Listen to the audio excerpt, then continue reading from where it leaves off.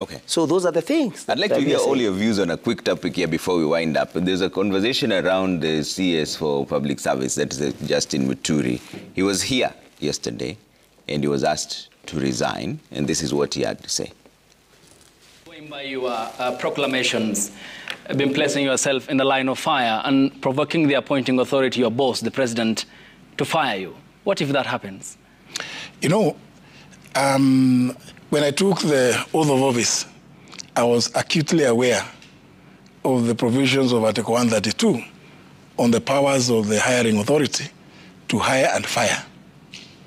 But, Ayub, if I am fired for speaking against abductions and extrajudicial killings in this country, which is unconstitutional, and which we, as a government, campaigned and very vehemently, repeatedly vowed that it will never happen at our watch, so be it. Jared, is J.B. Muturi speaking truth to power or insubordinating? Well, Justin Muturi, my former speaker, has all the democratic rights to speak whatever he wants to. And we also have to remember that he's a victim. His son was actually abducted by, I think, security agents who then released him after he said he made frantic efforts, including visiting the president in State House for a discussion over the matter. So, but if indeed he has that access to the president at whim, then some of the things that he has gone public with could as well be addressed on one-on-one with the president. I think there is a pattern that is developing in this country that Mount Kenya region, together with all its leaders, would want to play victim.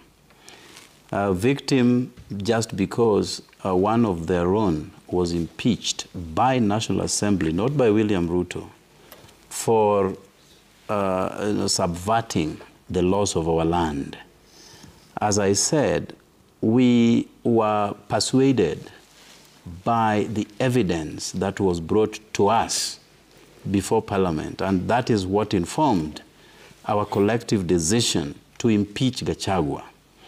How Gachagua has now turned around to be the Mount Kenya as a region, yet we only targeted an individual who had, done ills, perpetuated ills to Kenyans by way of segregation.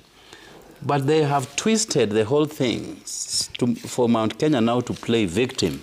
And they're mopping up, and whipping emotions of Kenyans, akin to seeking, sympathy from the Kenyan populace.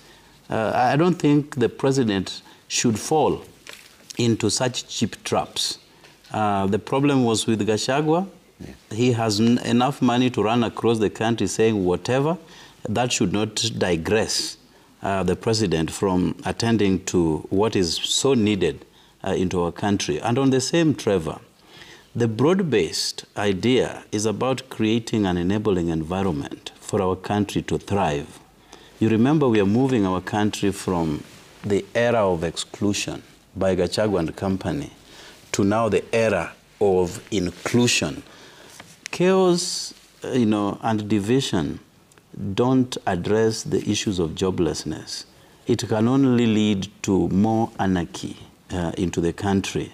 And therefore, we have to be very careful, even as we balance between the freedoms of expression as enshrined in law and what is good for our country, the Republic of Kenya. Yeah. Collapse of our country is not an option because, as I said, we have seen our neighbors struggling. Since the 90s, Somalia, for example, has never seen peace. And it started by just way of such careless statements after the death of Siad Barre. To date, they haven't seen peace, coming to about 40 years. Yeah. And these people, trumpeting the gongs of war, would want us to get there. They will not have a country to be in or even to talk, to address. So what Baba and President Ruto have done is about leadership, demonstration of leadership, and patriotism. Okay. And Baba has always been a patriot, known not just to us here, but globally. So we will not fault them for doing whatever they have done, and I can tell them unequivocally that they have committed no wrong. What they have done is the best under the circumstances for our country. Yeah. They should look forward, not look left where Gachagua is, or right where our former affiliates, Kalonzo and company, are. Okay. Let's look forward and address the ills that constantly perpetuate our midst. Okay. Manzo, you've heard what has been going on with JB Muturi, and I'd like to hear this from you, because there seems to be an implosion from within government. Is he acting in subordination or simply speaking truth to power? I want to say that I know Honorable Muturi very well. He was our speaker, and he's a long-standing politician and stands for justice. Unfortunately, his son was kidnapped and was lucky to be found alive because Muturi could access the president. When he asked the government agents, as usual, and you know I'm one of the lawyers in the abduction cases, working with the Law Society of Kenya, they denied.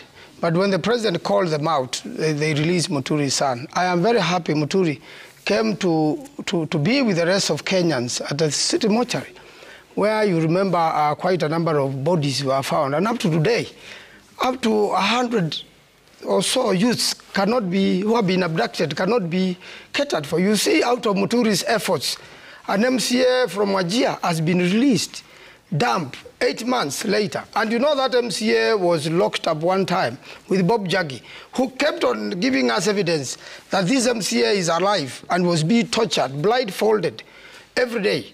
And these are by government agents. And therefore, Muturi has said, if I must be sacked, because I'm speaking the truth, let it be. Trevor, abductions must stop. And anybody in this country can be abducted. Right now, other than Ruto himself.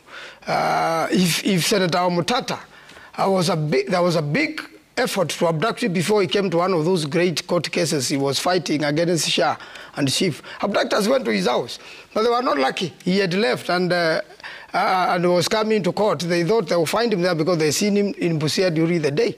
If a senator who has security can be abducted, then anybody in this country can be abducted. Abductions must be stopped. It is not a concern of Muturi alone. It's a concern of the whole country. And I want to call upon the country. We must unveil, we must show who these abductors are. Whatever you saw what happened with the Tanzanian lady who was being abducted here, some characters, you know, even we know them. We know who the abductors are. So Kenyans need to come to a rescue of anybody.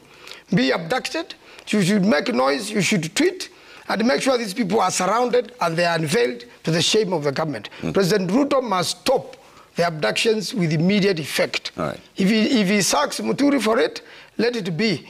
He will also soon be sacked by Kenyans for continuing to kill and abduct Kenyans. It's the most unlawful thing. It is a ground even for impeachment, because it is against the constitution of Kenya. There should never be any extrajudicial activity. And he himself, he vowed that it will never happen. People will never be found in River Yala. He vowed that he will never form Mogoreo governments. What is happening now? So Justice Muturi is very right on what he's doing. He has assisted those families and those who are lucky to have their child found dead, brutally murdered. The head of the, there are many families cry today. There's a petition in Parliament right now of the abductions from Nakuru and the killings in Nakuru, of which the KWS officers and the environs in Nakuru are crimes of, is a scene of crime. This government is doing nothing about it to make sure those children are found. Okay. So Muturi is right. Let him soldier on. If they want to fire him, I'm sure the people of Kenya will rehire him soon. Okay. Joe?